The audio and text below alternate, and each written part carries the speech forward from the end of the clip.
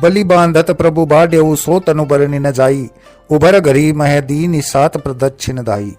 जय सिया राम मित्रों, कलयुग के समस्त पापों का विनाश करने वाली श्री रामायण कथा के चतुर्थ सोपान किष्किंधा कांड का ये चौथा एपिसोड प्रस्तुत है। संपाति जहां रहता था उस खोह से बाहर आया तो उसे देखकर वानर भय से चीखने लगे, लेकिन उसने मृदुल स्वर में जय सिया राम कहकर सबको निर्भय कर दिया। सब बड़े प्रसन्न हुए। संपाति ने उन्हें अपनी कथा सुनाई और बताया सीता जी का हरण लंकापति रावण कर ले गया है।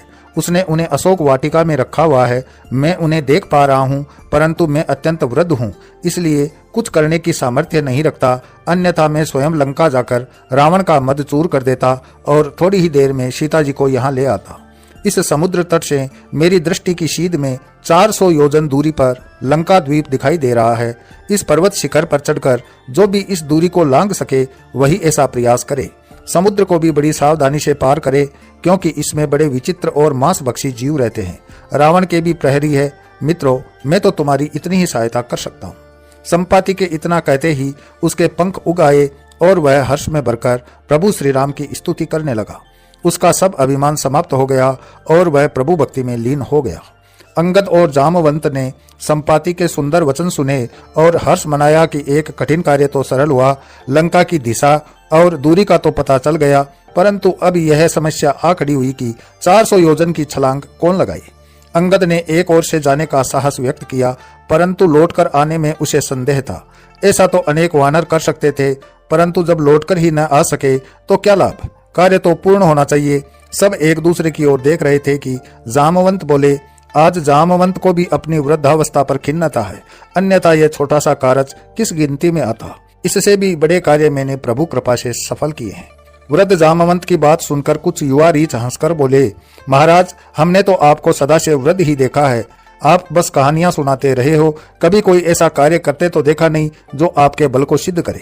जामवंत ने हंसकर कहा, बच्चों, तुम्हारी आयु ही क्या है। मेरे सामने तुम्हारी सैकड़ों पीढ़ियां बीत गई। कभी वह समय भी था जब मेरे समान कोई फुर्तीला और बलवान नहीं था।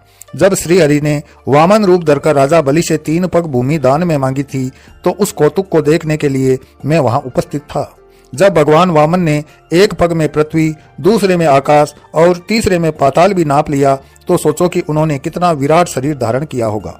उस अद्भुत विराट स्वरूप के दर्शन करने स्वयं ब्रह्मा जी और महाशिव अन्य देवताओं के साथ आए थे। तब मैंने श्री हरि के उस विराट शरीर की 7 प्रदक्षिणाएं 2 ही घड़ी में पूरी कर ली थी।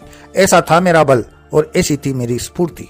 जामवंत की यह बात बच्चों ने बहुत बार सुनी थी, परंतु मानते न थे। उनमें से एक बोला, कोई साक्षी तो होगा, वह कहे तो मानेंगे। संपाति साक्षी हुआ। संपाति ने जामवंत की बात का समर्थन किया। ऐसा ही हुआ था और इसका साक्षी मैं था। इसके बाद संपाति ने और भी ऐसे कई किस्से सुनाए जो महाबली जामवंत के बल की पुष्टि करते थे। संपाति ने उन बच्चों को समझाया, युवावस्था में बल का अभिमान करके मैंने बहुत कष्ट पाया था। अभिमान कभी भी नहीं करना चाहिए और वृद्धों का निरादर तो भूल से भी न करे। जीवन यदि पूरा है तो जीव को वृद्ध होना ही होता है। फिर हमें भी वही व्यवहार सहना पड़ता है जो हम दूसरों के साथ करके आए हैं। सभी युवा बालू व वानर अपनी भूल को स्वीकार करके जामवंत से क्षमा प्रार्थी हुए। फिर अनेक तरह की बातें होने लगी।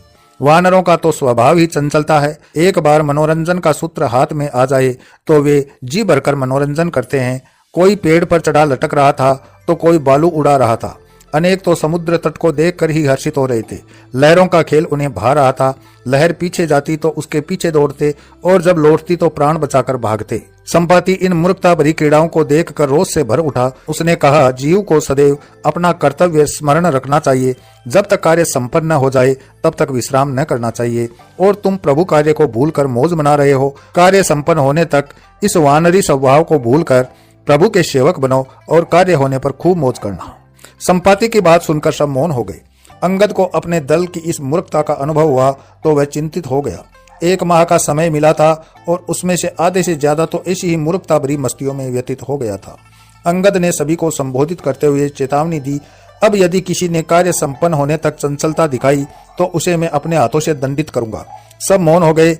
अब समस्या यह थी कि कौन 400 योजन समुद्र लांग कर लंका जाए और प्रभु कार्य संपन्न करे।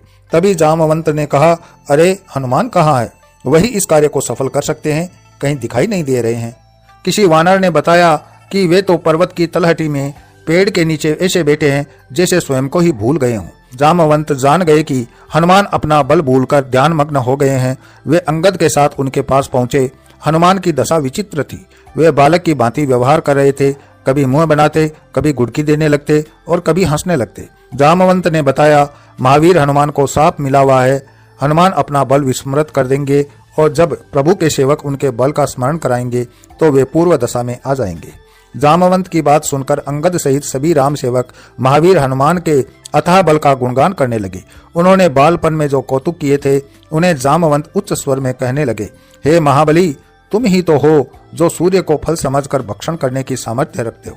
तुम्हारे एक प्रहार से पर्वत रसातल में चले जाते हैं। तुम्हारी गदा पर दुष्टों के लिए काल बनकर यमराज विराजते हैं। तुम्हारा तो जन्म ही प्रभु श्री राम के कार्य के लिए हुआ है। प्रभु श्री राम का तुम पर बड़ा विश्वास है।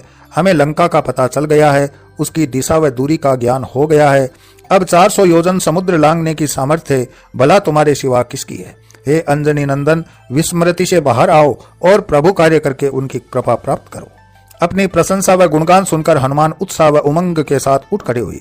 जय सियाराम का उद्घोष करके उन्होंने अपना शरीर पर्वताकार कर गर्जना करते हुए कहा, मेरे समान बलवान और प्रभु का कृपा पात्र कौन होगा, जो प्रभु के कार्य हेतु नियुक्त हुआ है। मैं रावण को उसकी सेना सहित ढेर करके उस त्रिकूट पर्वत को जिस पर लंका स्थित है समुद्र में डुबो सकता हूँ। हे पूज्य जामवंत, आप मुझे आज्ञा करें। हे युवराज अंगद, मुझे आज्ञा दें कि मैं शीघ्र कार्य संपन्न करके प्रभु दर्शन करूं। रावण का अभिमान मैं क्षण भर में दूर कर सकता हूं। अंगद और जामवंत की स्वीकृति मिलने पर हनुमान जय सियाराम का गगनभेदी जय घोष करते हुए क्षण भर में पर्वत की चोटी पर चढ़ गई। उनके अपार बल से वह चट्टान खंडित हो गई जिस पर वे कूदे थे। वानर समाज हर्षित हो उठा कि अब हनुमान को अपने बल का ज्ञान हो गया है और रावण को अपने कृत्य का शीघ्र ही दंड मिलेगा। तो मित्रों, इसी के साथ मैं अपनी वाणी को विराम देता हूँ। अगले वीडियो में फिर मिलते हैं, तब तक के लिए जय सियाराम।